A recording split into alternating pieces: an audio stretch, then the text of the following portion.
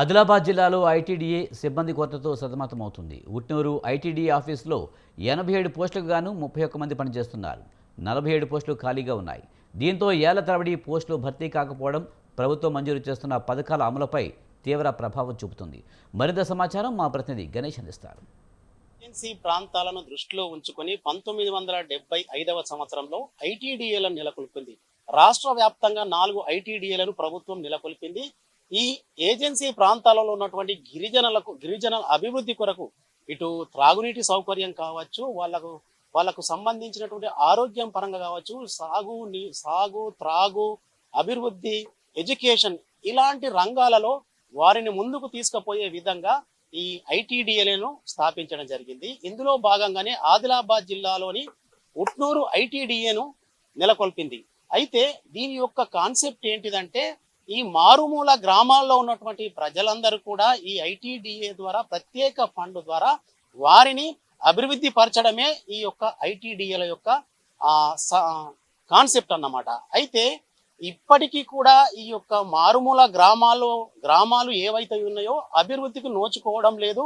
దీనికి ప్రధాన కారణం ఏంటిది అని అంటే, ఈ ఐటీడీఏ సరిగా గ్రౌండ్ లెవెల్లో వీరికి సంబంధించినటువంటి అభివృద్ధికి సంబంధించినటువంటి ఫండ్స్ కానీ అభివృద్ధి దిశగా ఆ గ్రామాలకు వెళ్ళి వారికి ప్రోత్సహించే రకంగా తీసుకుపోకపోవడం వల్లనే ఈ యొక్క పల్లెలు ఇంకా అభివృద్ధికి నోచుకోవడం లేదు.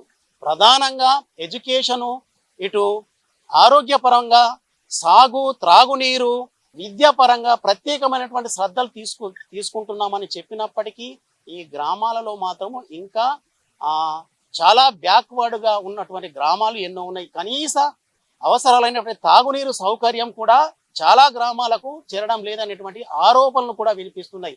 అయితే ఈ ఐటీడీఏలో ప్రధాన పోస్టులు అయినటువంటి దాదాపుగా ఈ గిరిజన సమగ్ర సంస్థ కేంద్రంలో 84 పోస్టులు ఉండాలా, కానీ కేవలము 37 మంది మాత్రమే ఇక్కడ ఈ ఐటీ ఉట్నూరులో సిబ్బంది ఉన్నారు. మిగతా 47 పోస్టులు ఖాళీగా ఉన్నాయి. ఒక్కొక్కరికి అదనపు బాధ్యతలు ఇవ్వడం వల్లనే అభివృద్ధి కుంటుపడుతుందని చెప్పేసి చెబుతున్నారు చాలా మంది.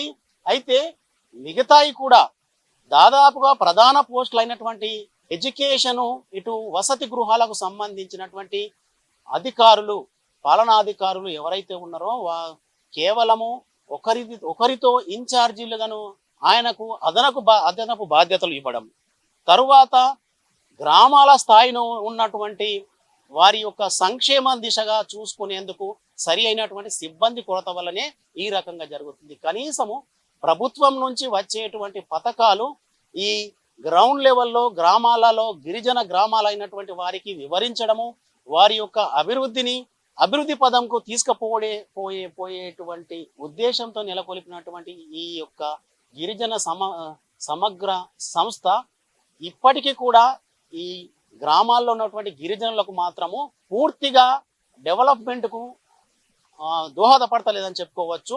ప్రధానంగా 84 పోస్టులు ఉండవలసినటువంటి ఈ ఐటీడీఏలో కేవలం 37 మంది మాత్రమే పనిచేస్తున్నారు. మిగతా ప్రధాన పోస్టులు 47 మంది వేకెన్సీస్ ఉన్నాయి. కాబట్టి ఈ ప్రాంతాలలో ఉన్నటువంటి గిరిజన గ్రామాలలో ఉన్నటువంటి అన్ని ప్రాంతాలకు వెళ్ళడం కానీ, ఈ సిబ్బంది కొరత వల్ల వారి యొక్క డెవలప్మెంట్ కానీ ఇంతవరకు కాస్త ఇంకా జరగడం లేదని చాలా మంది ఆరోపణలు వినిపిస్తున్నాయి. కాబట్టి ప్రభుత్వము ఈ ఐటీడీఏలో పూర్తిగా ఖాళీలు ఉన్నటువంటి ఈ పోస్టులను ఫిలప్ చేసినట్లయితే ఈ గిరిజన గ్రామాలు ఏవైతే ఉన్నాయో వాటి యొక్క అభివృద్ధికి ఈ వీళ్ళందరూ కూడా, ఈ పాలక యంత్రాంగము, ఐటీడీఏలో ఉన్నటువంటి ఆఫీసర్స్ అందరూ కూడా గ్రౌండ్ లెవెల్లో వెళ్ళి వారి యొక్క డెవలప్మెంట్ కొరకు దోహదపడేటువంటి అవకాశం ఉంటుంది. కాబట్టి వెంటనే ప్రభుత్వం స్పందించి ఇక్కడ ఈ ఖాళీలో ఉన్నటువంటి వేకెన్సీని అన్ని ఫిలప్ చేయాలని చెప్పేసి చాలా ఇక్కడ ఉన్నటువంటి గిరిజనులు డిమాండ్ చేస్తున్నారు. కెమెరామెన్ మహేందర్తో గణేష్, స్వతంత్ర టీవీ, ఉట్నూరు నుంచి.